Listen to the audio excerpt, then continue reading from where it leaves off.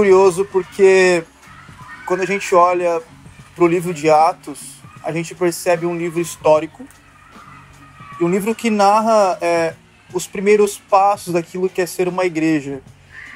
E eu percebi o quanto é importante para nós, que somos cristãos, entender a nossa história, entender a nossa essência, entender aquilo que um dia foi o nosso começo. Então foi por esse motivo que eu comecei a expor o tema do livro de Atos, né?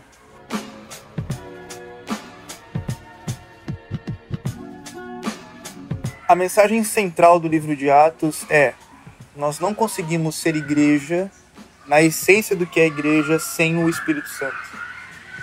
Sem o auxílio do Espírito Santo, sem a presença dele no meio do povo, é impossível que nós sejamos uma igreja autêntica, uma igreja bíblica, uma igreja acolhedora. Então, o ator principal, ou o personagem principal do livro de Atos é o Espírito Santo.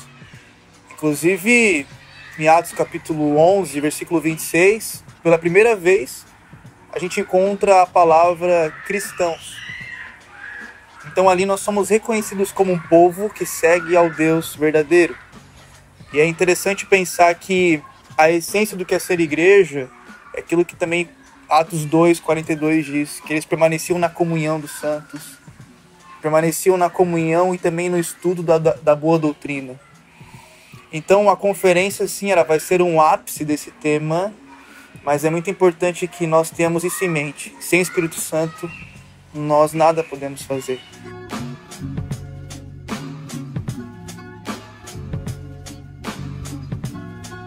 A ação do Espírito Santo no meio da igreja, eu defino como uma coisa que não pode ser manejada pelos homens. Porque mesmo que nós tenhamos uma organização, um plano a seguir, a gente depende totalmente dele. Como que isso acontece? Com as nossas orações, com a nossa busca, com a nossa súplica ao Senhor, com a nossa disposição. Entender que sim, temos caminhos, temos ferramentas, mas sobretudo nós precisamos ter Ele. E se nós queremos tê-lo em nosso meio, é necessário que nós vamos buscá-lo. Não existem atalhos, não existem outras rotas alternativas. Não. A ação do Espírito Santo ela vem por meio de um povo que clama a Deus, um povo que clama, um povo que intercede, um povo que busca, um povo que se entrega, um povo que se doa. E isso não é um trabalho fácil. Mas esse é o trabalho da igreja verdadeira, da igreja de Atos. É um povo que se dedicava ao ensino dos apóstolos e à comunhão, e ao partir do pão e às orações. É isso que Deus espera para nós como igreja.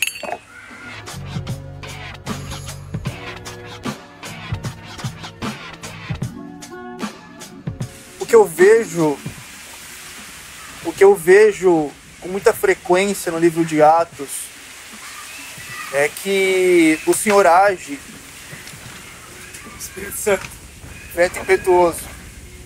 Mas o que eu percebo em Atos, de uma forma muito clara, em diversas situações, é que o Senhor age independente daquilo que nós podemos fazer ou não fazer. Por exemplo, em Atos 2, quando o Espírito Santo vem, o texto fala que eles estavam reunidos, possivelmente estavam talvez comendo, porque no texto fala que eles estavam sentados. E o judeu não orava sentado, o judeu orava ou ajoelhado, ou em pé, em uma posição de reverência ao Senhor. Então, eles estavam talvez ajoelhados, talvez comendo, talvez conversando, e nesse momento descontraído, nesse momento onde ninguém talvez esperava, o Espírito Santo vem. Eles não estavam chamando. Não estavam esperando ou chamando, mas, aí tem um mas, eles estavam por dias, períodos, em oração. Quando o Senhor encontra Saulo, quando Saulo ia para Damasco, estava no caminho de Damasco, indo para a Síria. Nesse percurso, sem que Saulo esperasse, ele é surpreendido pela presença do Senhor. Então, o que se percebe nessas passagens tão marcantes de Atos, que é a conversão de Saulo de Tarso e também o derramamento do Espírito Santo em Atos 2, é que eles não estavam aguardando por algo. A igreja, em Atos 2, não estava aguardando por algo. Então, o que se percebe é o seguinte: nós não fazemos algo como se fosse uma barganha para Deus. Eu não faço um culto para receber de Deus, não. A minha vida é um culto a Deus. Porque dessa forma eu não espero chegar o dia do culto para receber algo de Deus, não. Eu posso receber algo de Deus na segunda-feira, quando eu estiver almoçando. Eu posso receber algo de Deus quando eu estou no meu trabalho, no caminho para o meu trabalho também. Isso é ser dependente do Espírito Santo. É não esperar por situações que eu possa ocasionar para que de alguma forma Deus me visite, Deus me toque. Não. A minha vida é um culto a Deus, de modo que em qualquer momento Ele pode me visitar. Tomando banho, indo para o trabalho, no trabalho. Não criando um ambiente, uma atmosfera. Porque o crente não adora uma atmosfera. O crente ele tem uma vida de adoração a Deus. Então ele não busca criar ocasiões ou atmosferas, não. Ele ora ao Senhor. Busca ter uma vida de oração.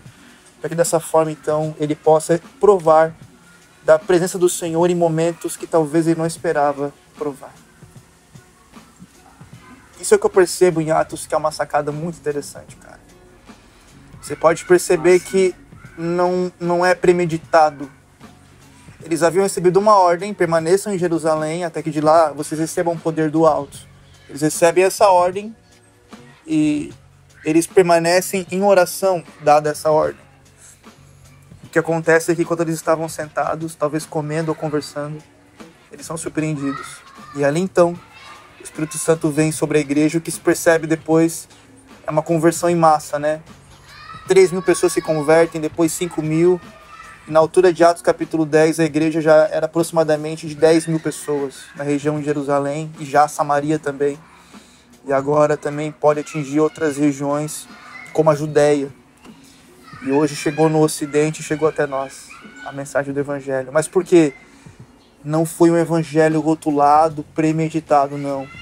A mensagem dos apóstolos é uma: permaneçam na comunhão, na oração e na doutrina. Dessa forma, então, se a igreja se manter firme nesses quesitos, com certeza, ela vai ser uma igreja viva. Com certeza vai ser uma igreja que não vai esperar chegar o domingo à noite para provar de uma manifestação do Senhor, não. É uma igreja que os membros vão provar de segunda a sexta vão provar de segunda a sexta experiências com o Senhor. Porque é um povo que não espera uma programação. É um povo que caminha com Ele. É isso que eu vejo em Atos que me fascina. É uma igreja que se mantém naquilo que foi dito e por se manter, vivencia e prova de coisas extraordinárias.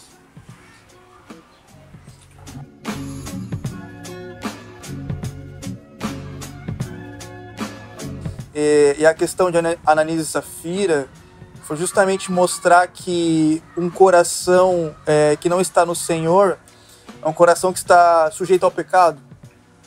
Mas não ao pecado que nós cometemos por ainda sermos seres humanos, mas um pecado que talvez Ananias e Safira já estavam habituados. E que se percebe que na obra do Senhor nós precisamos ter temor e reverência. E sobretudo esse texto nos mostra que o Senhor não espera de nós aquilo que nós podemos oferecer para Ele, senão o nosso coração. Porque a oferta de Barnabé foi uma oferta dada de coração. E a oferta dos demais membros da igreja eram ofertas dadas de coração. Só que Ananias e Safira, movidos por uma compulsividade, e talvez por um pecado que eles já haviam praticado muitas vezes, então eles caem de novo nisso e o Senhor ceifa a vida deles. Isso nos relembra sobre temor e, sobretudo, ter um coração centrado naquilo que deve ser a essência do Evangelho, cara. Atos fala muito sobre generosidade, mas um coração generoso é um coração que foi regenerado. Então o que se entende é que Ananias e Safira talvez não tinham um coração ainda regenerado, como o de Barnabé, por exemplo. Porque quando meu coração não é regenerado, eu posso até ser generoso, mas pelas motivações erradas. Eu posso até dar, mas pelas motivações erradas. Eu posso até ministrar na igreja, mas pelas motivações erradas. E o que eu vejo ali, sim, é uma morte física, eles morrem de fato. Mas o que eu vejo hoje é que muita gente morre dentro da igreja por servir a Deus com motivações erradas. Afinal de contas, o salário do pecado é a morte. Então hoje, cara, o que se percebe é muita gente morrendo dentro da igreja porque servem com as motivações e ambições erradas, cara. E o que exemplifica isso é o caso de Ananias e Safira. Por motivações erradas, por um coração pecaminoso e coração preso no pecado da ambição, morreram diante do Senhor. E é engraçado que dentro desse texto a gente vê que Safira, o texto fala aproximadamente 3 horas depois, né? Não sei como é que é a contagem exata daquele tempo, mas primeiro aconteceu com Ananias e 3 horas depois, tipo, o Espírito Santo deu chance para Safira. Pedro ainda pergunta, de novo. E isso nos lembra também de uma outra passagem, né? Que vale mais a pena obedecer a Deus do que aos homens, né? Porque ela se manteve talvez numa obediência a um pacto com o marido, né? E dessa forma, então, ela não obedeceu ao Senhor sobretudo. Isso nos mostra que mesmo que as pessoas podem ter nos influenciado a um tal pecado, como se fosse algo comum, ou como se fosse algo acordado entre ambas as partes, não, vamos pecar aqui só entre a gente, tá tudo certo, ninguém precisa saber. Mas o Senhor tudo vê. O Senhor vê todas as coisas. Ele certamente é justo. Então, Safira teve sim uma opção de não ceder e se arrepender. Pedro ainda concede a ela essa opção. Mas ela preferiu obedecer ao seu marido e, portanto, então, recebeu o salário do pecado, que para ela também foi a morte.